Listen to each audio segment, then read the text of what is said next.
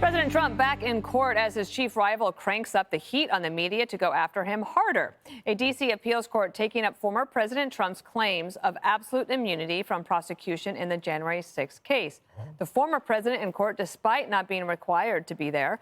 As lawyers and judges weigh his fate, Trump slamming what he says is an unfair prosecution.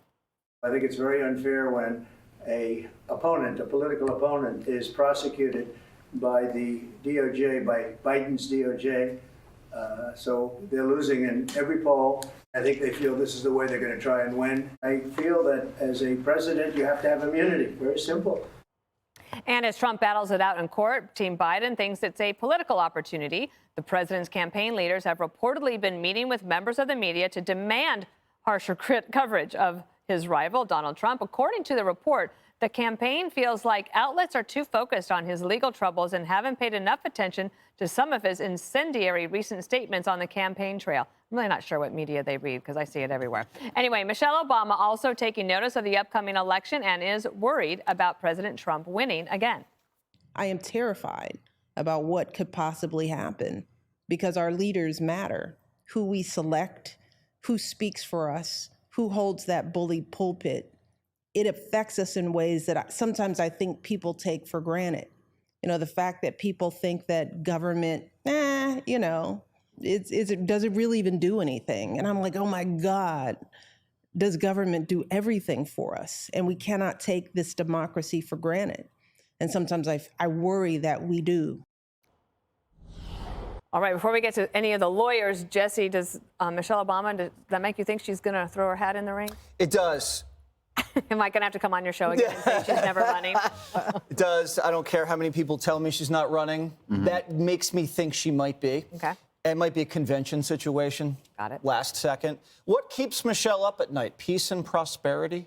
We had a really great run those 4 years. Michelle made $100 million, best-selling books. They bought 2 mansions. Crime was low. Rates were low. Migration was low.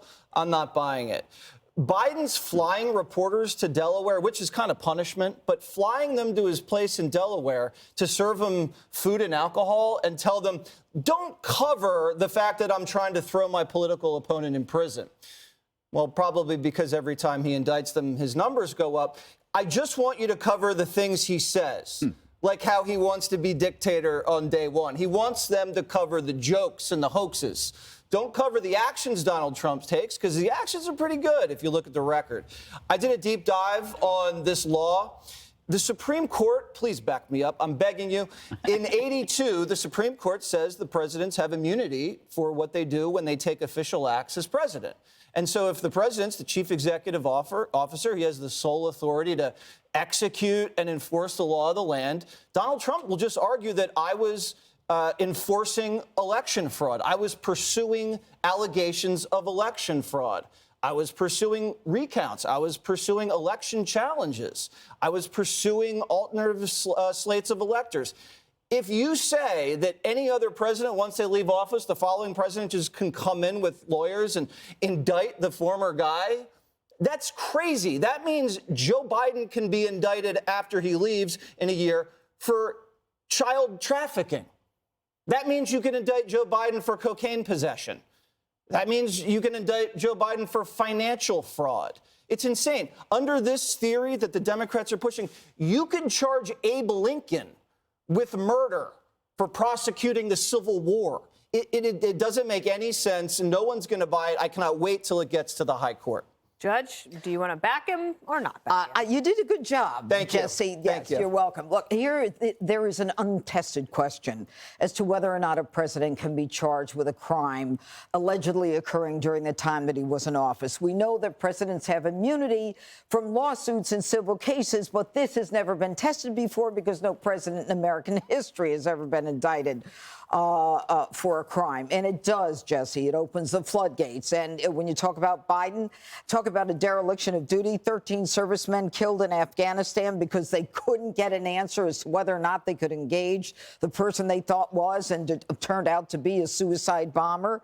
Maybe you could indict Obama, subject to the statute of limitations, of course, for that drone attack that killed an American citizen and an Italian citizen.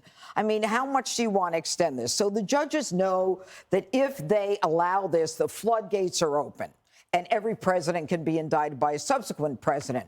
Now, if a president has to look over his shoulder every time he makes or she makes a decision, it's a nightmare. You know that, Dana. You've dealt with them. I do want to talk about Michelle Obama, though, for a second. What I want to talk about is the fact that she did something that I didn't think they would come out so soon and do. She tried to gin up resentment by blacks against Donald Trump. Why? Because Donald Trump blacks are moving toward Donald Trump, away from the Democrat Party. Joe Biden has lost, 24 percentage points with the blacks. And she says, if a similar predicament befell a black man, the bars are different, addressing the fact that Trump was indicted 4 times. And she says that a black man can't be indicted a bunch of times and run for office. You know, she seems to forget that Trump has not been convicted of anything. Trump has not been found guilty by the Senate. Trump hasn't even, he's got the presumption of innocence. And she is trying so hard to remind African Americans and to divide, which is what the Democrats do. They create division, and it's racist division. You know, a black man couldn't go through what Donald Trump is going through. So, Jesse, you're right, and I think there's even more to it. Harold, it is so good to have you back around the table, and I'll let you say that too. Since you haven't been here for a few days, would you like to comment on the case today or what Judge Janine was just talking about? Good to be back, and go blue. Congrats, Big Blue Nation. Go blue. 2 things. I think you're largely right. The thing I struggle with, you and Jesse, the thing I struggle with is that the President of the United States, the Supreme Court, every judge, every member of Congress, when I was there, you took an oath of office to defend and uphold the Constitution. And the Constitution is the greatest legal document ever written. It's the greatest visionary document ever produced by man about what and how men and women should treat one another. So I get it. I struggle with the absolute immunity argument that President Trump's lawyers make, but I'm sensitive to what the judge and what Jesse say about, do you open the door to endless pursuits by political opponents? I do think, however, as I think about all of that, the way I think about it is if you commit a crime, I don't care who you are. Our nation says we're a nation of laws and no one is above the law. In this particular instance with President Trump, there's no doubt that the legal issues here have done nothing but bolster President Trump's political fortunes. And I think what President Biden's political team is doing is what any decent, smart political team would do, would try to get the press to look at the things they think will advantage them, which is, it's what we've been saying on the show, you all in particular, trumpeting for a while, is that the legal issues and the legal pursuits by Democrats or by whomever have only helped, and I would even argue some Republicans are pursuing, and have only helped former President Trump.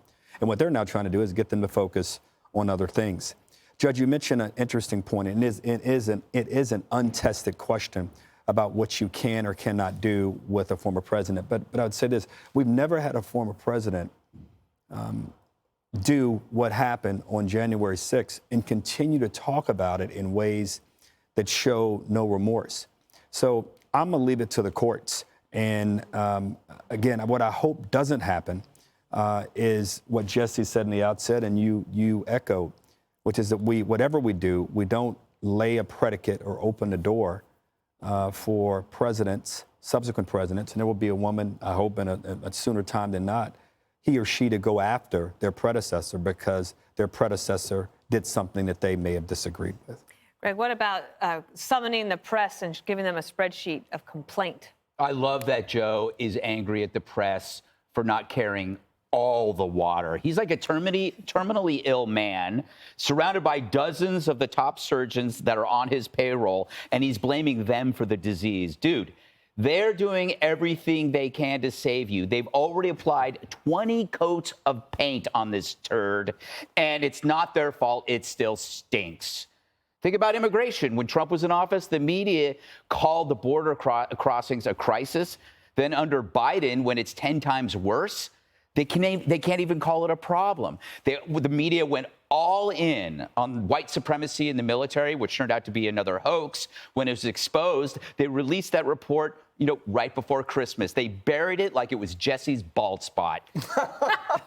Every time there's a jobs report, when it comes out, they declared it's the best jobs report ever. And then days later or months later, the revisions come out. They inevitably appear, and they bury them like a dismembered mob snitch. They happily parrot that January 6th is an insurrection when we know it wasn't. They say crime is down when it's not. And on cue, they'll claim this year was the hottest year since in 125,000 years. They will parrot everything they're supposed to say. Let's also remember the things that the media went for. All the hoaxes, the Fine People hoax, the most easily debunked hoax in history. You just read the transcript. No reporter wanted to do that. Take Whipgate. There was photographic evidence and testimony that Joe was indeed wrong, but the media went with it anyway. There's obviously the Hunter's laptop story. Polls showed that it did help him beat Trump by suppressing the scandal, which would have showed a connection between, what Hunter was making and what maybe Joe was getting. Then you look at his declining function, which they only cover it if they have no choice when it just shows up there. Meanwhile, and obviously Michelle is one of them, the usual suspects are predicting the end of the world if Trump returns. And yet when Trump was president, we had peace and prosperity, no wars. The only thing Trump broke was the media's minds. And that's what we're dealing with right now. We're dealing with a massive nervous breakdown that's been going on for almost 4 years. Actually, it started earlier. And it's just going to get worse. You got to get used to this. There's going to be so much crap flying. I mean, he's already Hitler. I don't know what they're going to do next. What's worse than Hitler? Yeah, where do you go from there? Kilmeade?